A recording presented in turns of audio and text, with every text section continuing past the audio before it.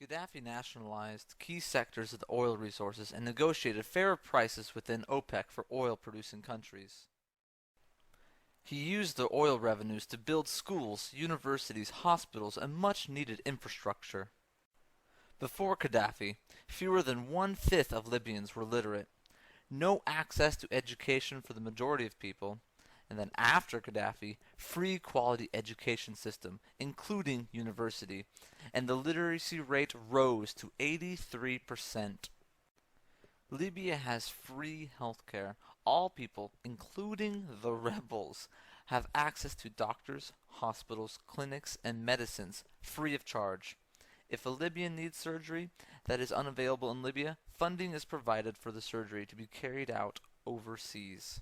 Soon after the revolution, basic food items were subsidized and electricity was made available throughout the country. Huge irrigation projects were established in order to support a drive towards agriculture development and self-sufficiency in food production. Gaddafi initiated the construction of the Great Man-Made River, referred to in the Guinness Book of Records as a wonder of the modern world. This gigantic river has managed to turn the coastal desert green.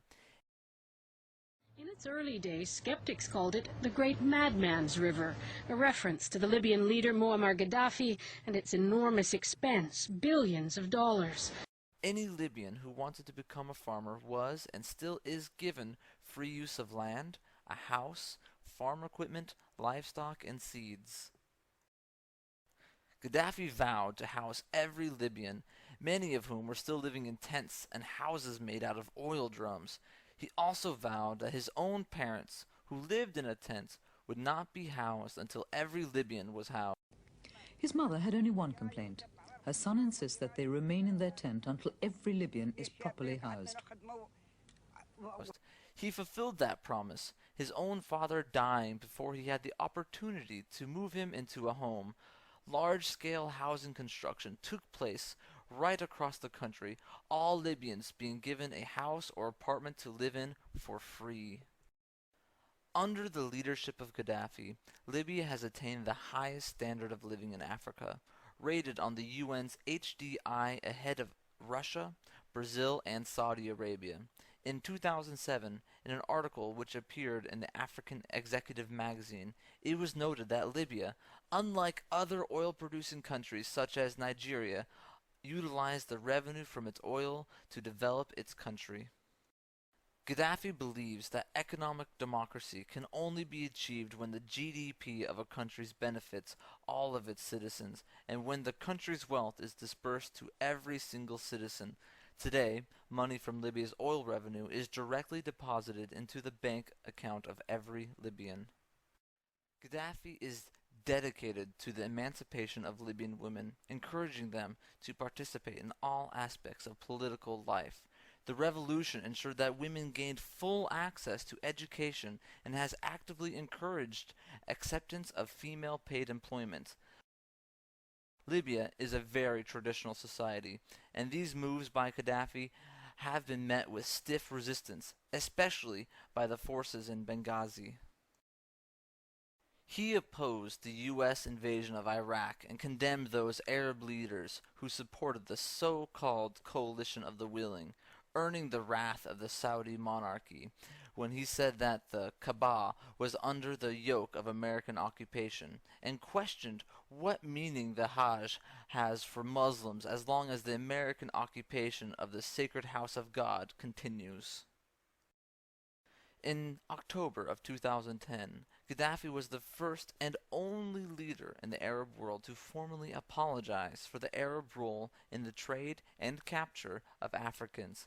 This infuriated Arab leaders, disgruntled with the arrogance of the Arab leaders and the continual thorn in their side, as he openly criticized their hypocrisy and servitude to Western imperialism. Gaddafi became isolated in the Arab world. He called on the African Union to give representation to Africans in the U.S., Europe, the Caribbean, and South America.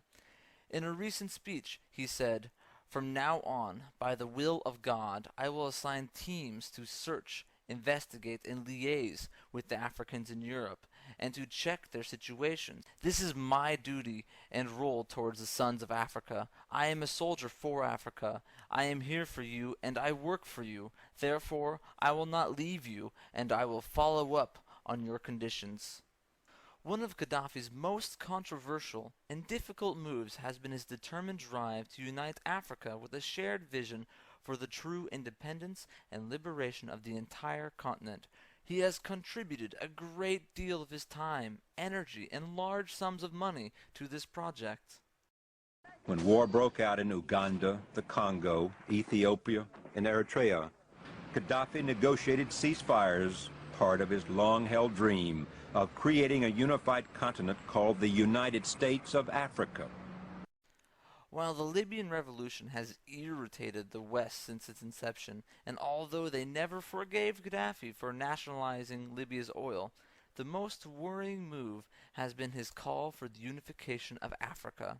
After years of tireless effort on the part of Gaddafi and the Libyan revolutionary movement, the idea of a United States of Africa is gaining real momentum and support on the continent. In 1982, the World Mathaba was established in Libya. Mathaba means a gathering place for people with a common purpose.